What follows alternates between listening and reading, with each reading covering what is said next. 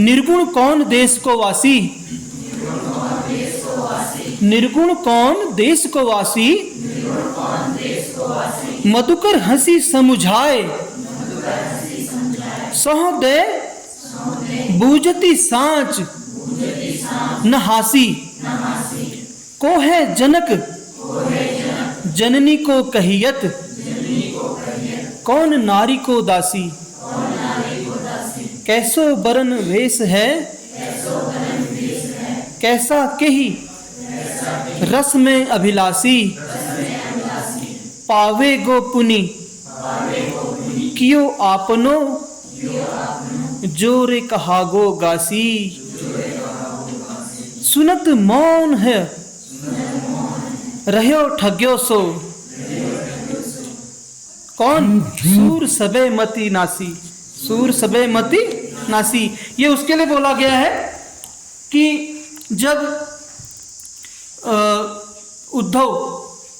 उद्धव ने बहुत कोशिश करी, जिस काम के लिए वो आए थे, उस काम के लिए उन्होंने बहुत कोशिश करी कि समझाया, मान जाएंगी गोपियां। उनको लगता था कि वो बहुत बड़े ज्ञानी हैं, अपने ज्ञान से वो समझा देंगे उनकी जो विरह की व्यथा है, ठीक है, जो माया का आवरण उन पर छाया हुआ है, ऐसा लग रहा था ना उस उद्धव जी को कि जो मोह माया से एक बधी हुई है गोपियों के मन मस्तिष्क में, उनके जो विचारों में, मतलब या उनके जीवन की व्यवहारिक जो जीवन है उनका नियमित दिनचर्या का, जो कृष्ण कृष्ण कृष्ण कृष्ण की एक रट लगाई हुई है, मतलब अपने रोजमर्रा के कार्यों में, उससे उनका जो दैनिक जीवनचर्या थी वो प्रभावित हो रही थी।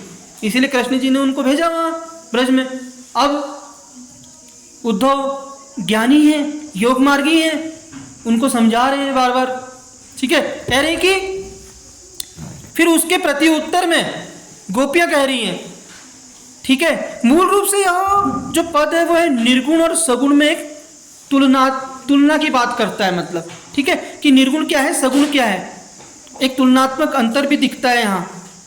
गोपियां उद्धव जी से कह रही हैं, क्या कह रही हैं कि निर्गुण कौन देश को वासी।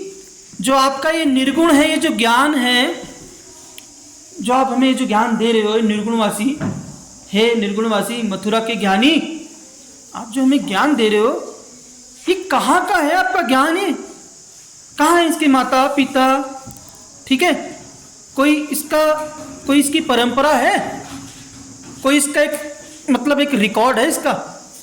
हम चलो ठीक है आपकी बात सुनते हैं, ध्यानपूर्वक मान लेते हैं आपकी बात को कि आप बड़े ज्ञानी हो, मथुरा के बड़े प्रकांड विद्वान हो, सुनते हैं चलो आपकी बात, पर बताओ तो सही इसका कोई रिकॉर्ड है, इसका कोई माता पिता, ठीक है, भाई बहन रिश्तेदार रिश्ते नाते वाले, या जो आपका ज्ञान जो आप हमें दे रहे हो, मतलब ये आपकी सिर पे मस्तिष्क की उपज है कि भाई हमारे सर, अपने सर से उतारा हमारे सर पे डाल दिया, मतलब यही तो बोल लेते हो, आयो घोष बड़ो व्यापारी, ठीक है, अपने ज्ञान की कुछ सब बोझ हमारे सर पे उलट दिया। मतलब ज्ञान तो ऐसा नहीं है ना कि दूसरे के एक सर से निकाल के वहाँ से कट कॉपी पेस्ट तो नहीं होता ना। ज्ञान तो एक व्यवहारिक विषय वस्तु है, प्रायोगिक कार्यों से बढ़ता है, ठीक है।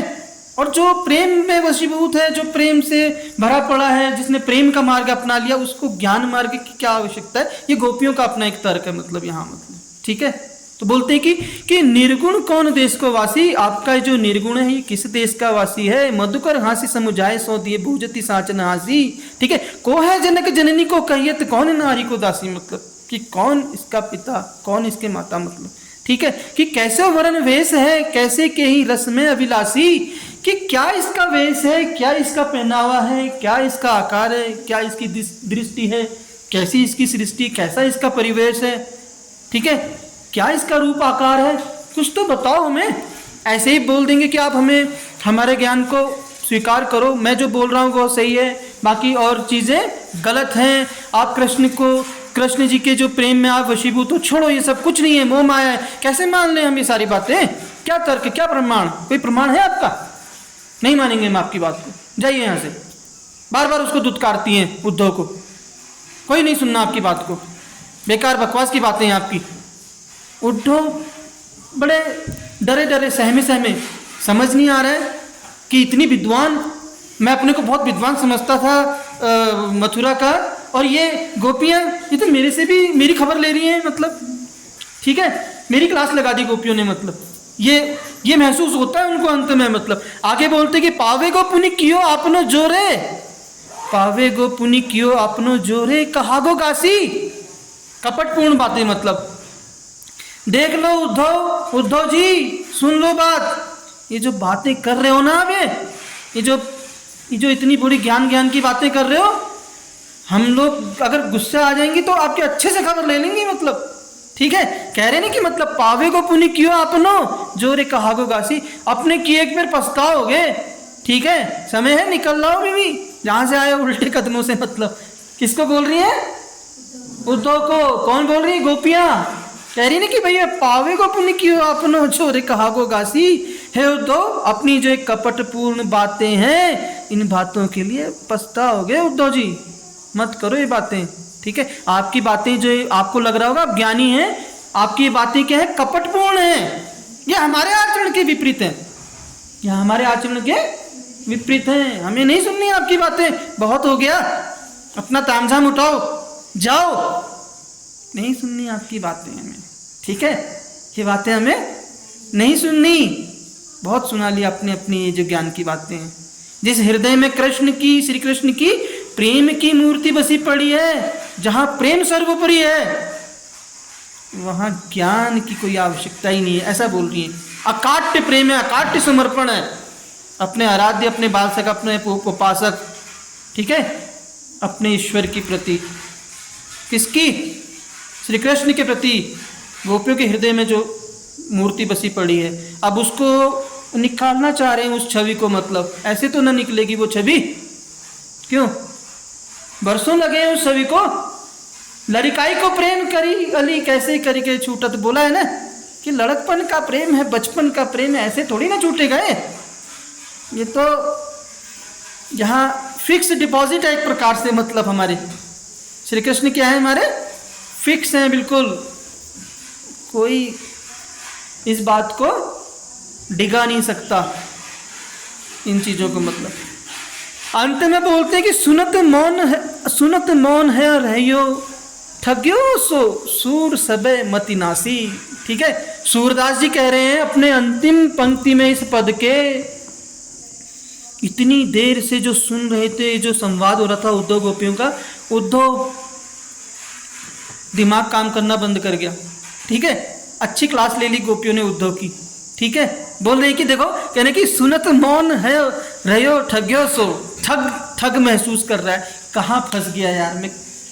उद्धव जी सोच रहे हैं कि मैं कहाँ फंस गया, मैं अपने को बड़ा ज्ञानी समझता था, बड़ा विद्वान समझता था, और श्री कृष्ण जी ने मुझे, जो मेरे प्रभु हैं, उन्होंने मुझे इसीलिए तो भेजा, जाओ यार उनको थोड़ा समझा के आओ।